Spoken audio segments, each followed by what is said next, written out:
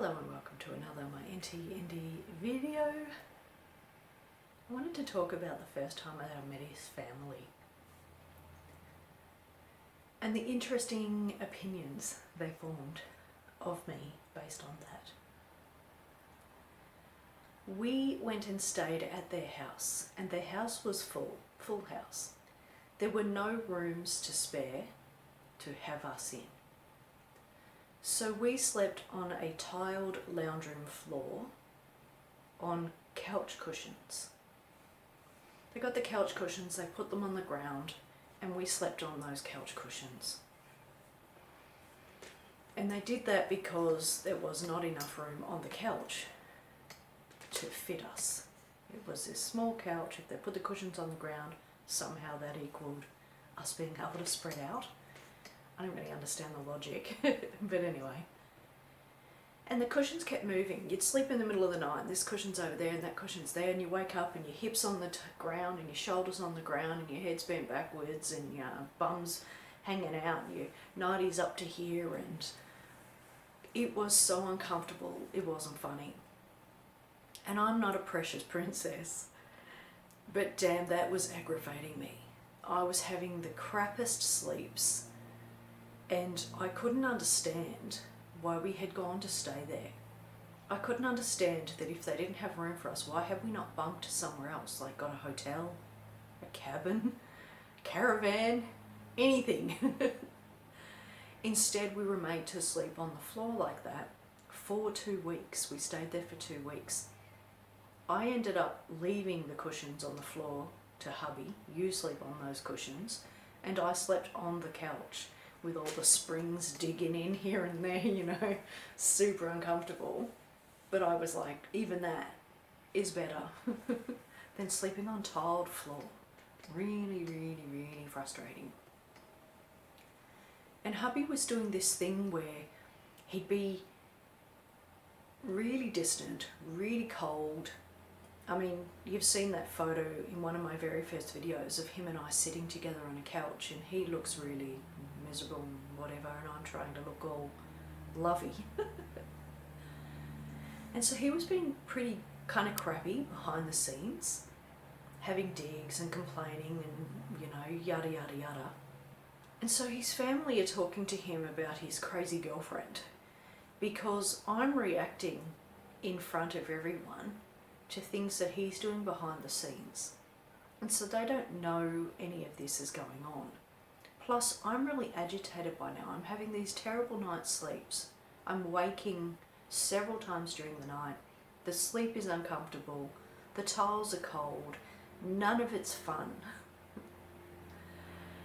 And I'm just really ropeable. And so that's why his brother had said to him that he didn't think that I should go on the trip to Malaysia, because I'm this precious princess who is bothered by things that aren't in my comfort zone. Super ironic, considering that that's exactly what my husband's situation is. Anything out of his control and he's losing his mind. And that isn't factual about me. Like, I'll go camping. I have no problems with camping. And I mean full on roughing it camping, where you've got to take a shovel into the bush to do your business. No dramas whatsoever, you know.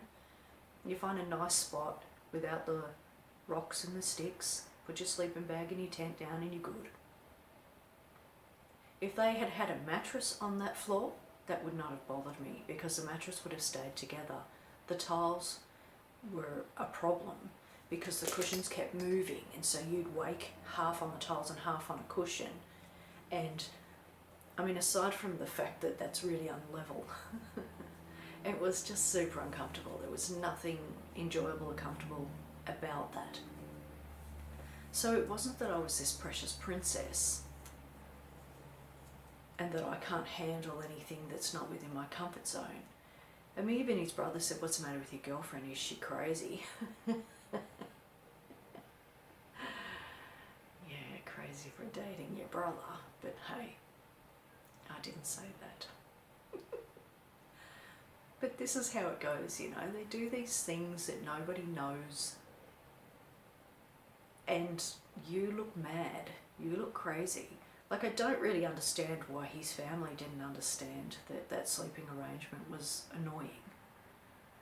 And I don't understand why my partner at the time, because we were just boyfriend and girlfriend then, why he didn't think, let's put her somewhere else because this sleeping arrangement is silly.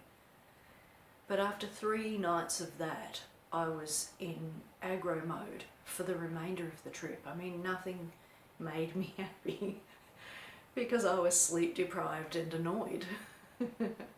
So that was the first time we met his family, and yeah, it was not really a good first impression of them for me. Hang on, let me reword that. Their opinion of me was not good, is what I'm trying to say. They thought I was all manner of precious princess and sooky and aggro and psycho and crazy and, you know.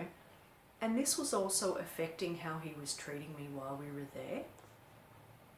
So he's getting more and more distant and more cold and more this and that because his family doesn't approve of me. They're kind of watching me and thinking, who is this person who's just miserable all the time, you know? And I mean, look, I say that, but I really wasn't walking around all day scowling and grumbling. I would never have done that. I was masking as best as I can. You know, they'd be, good morning, yeah, good morning, you know, that kind of thing. So I was trying to be personable. But behind the scenes, I was really agitated, and I kept having words with my partner about how I don't want to sleep on the floor. I don't want to be here. If I have to sleep on the floor, I'd rather go. I do not want 2 weeks of this. And then he must have mentioned it to his family because they apologised to me for not having a blow-up mattress or something. And I'm like, that's nice. Apologies are all good, but let's fix this, you know. And nobody fixed it. They just all thought I was really sooky because I wasn't handling it.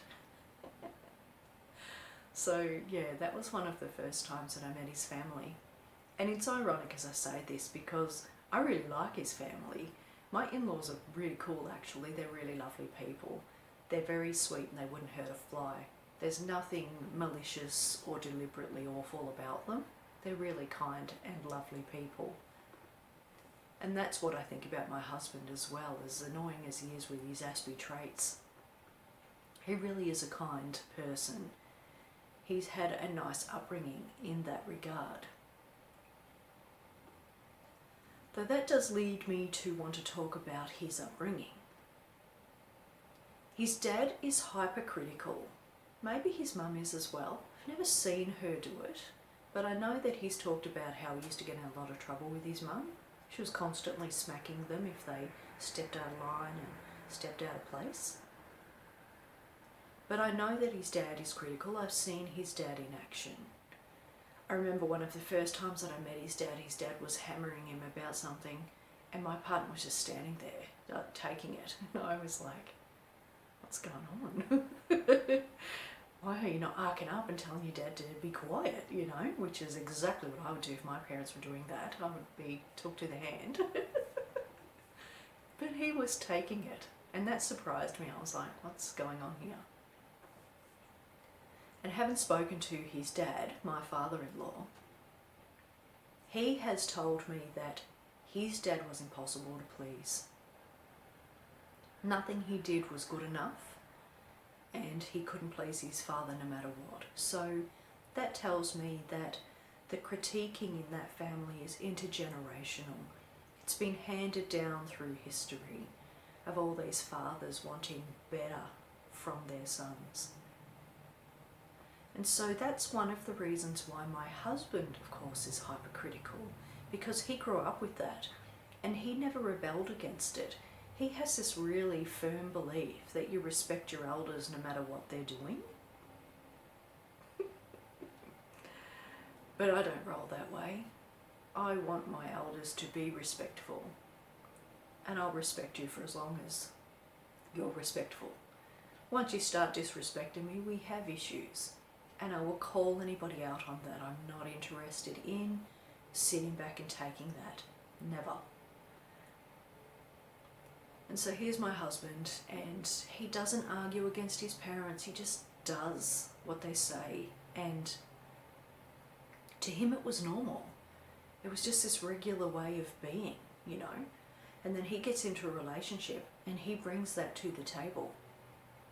He brings that critiquing to the table. Everything was a problem and he wanted you to be perfect.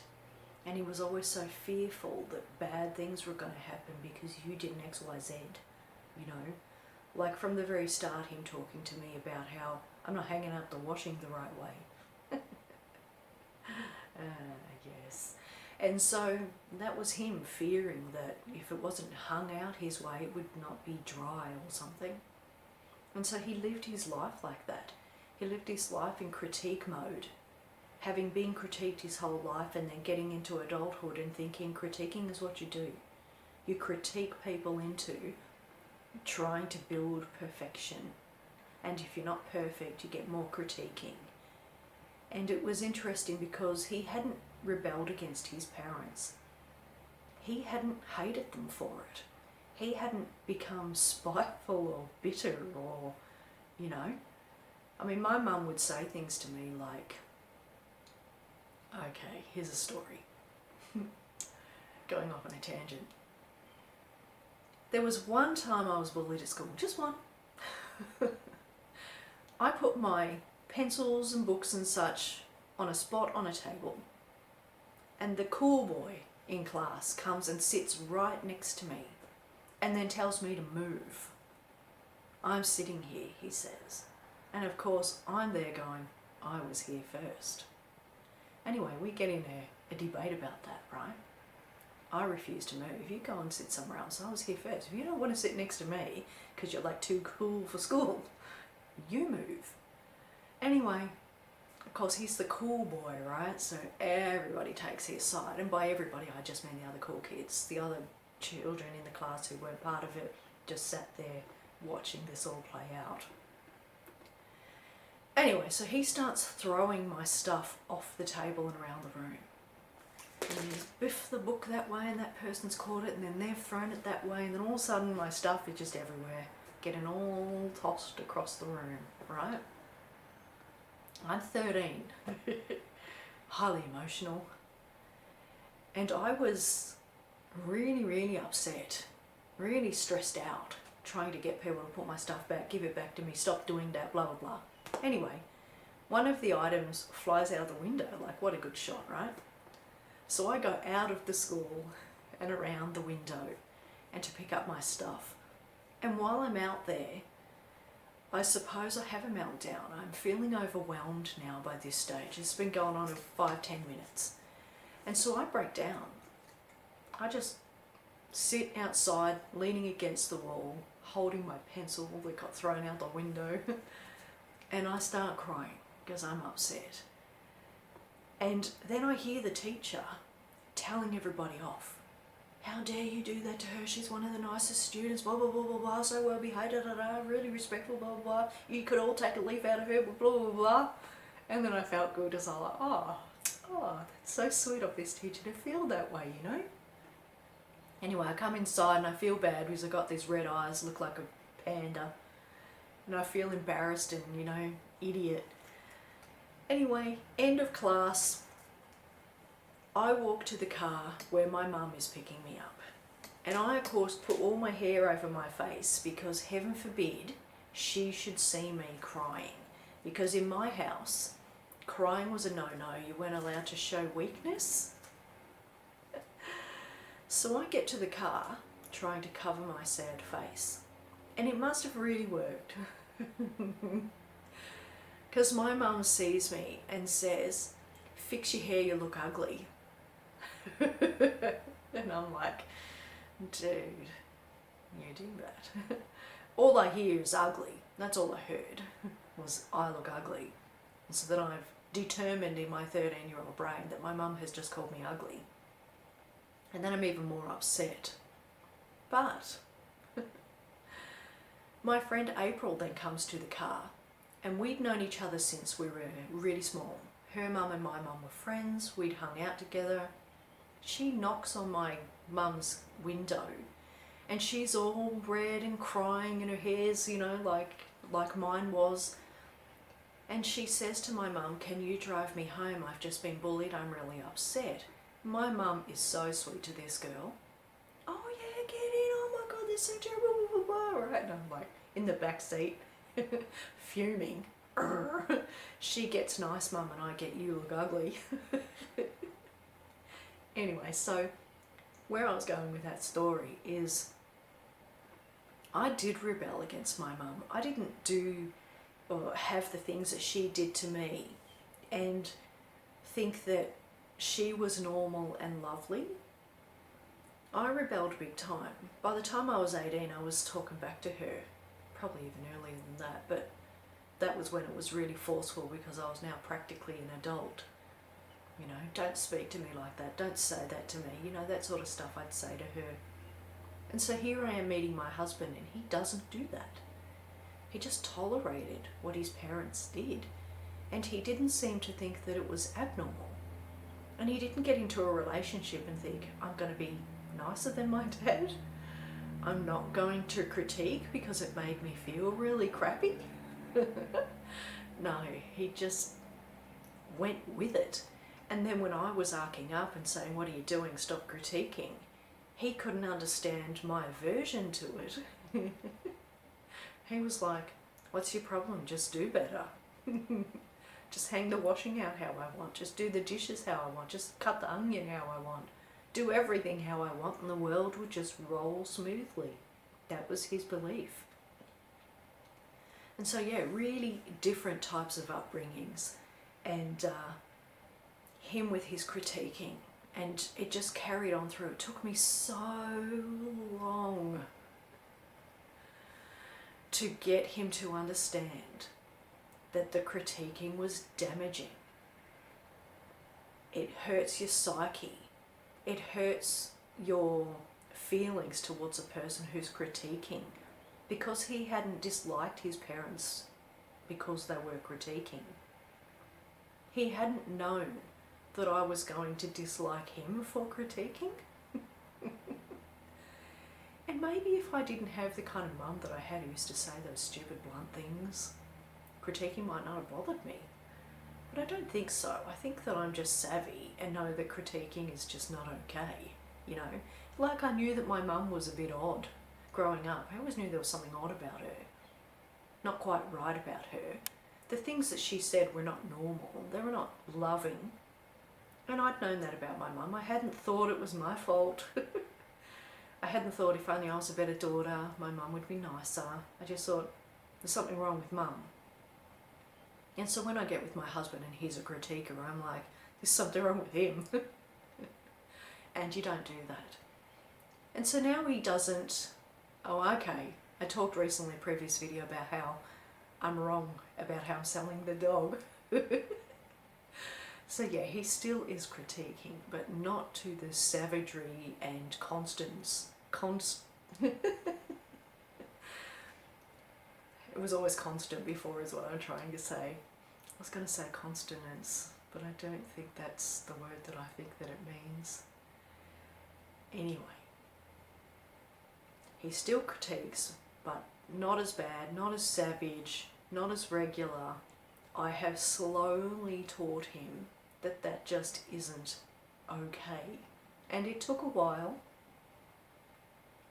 And even sometime into our relationship, he actually started to say to his dad, "Stop, don't do that." And, you know, he'd never really stood up to his parents before me, you know, and even if it wasn't bothering him, it's still not a nice thing for your parents to continue to do. So, yeah, that's his history, a little bit of my history, and my first meeting of his family. Hopefully you got something interesting out of this video. I know that it kind of went here, there and everywhere. But as always, I really do appreciate you taking the time to watch this video.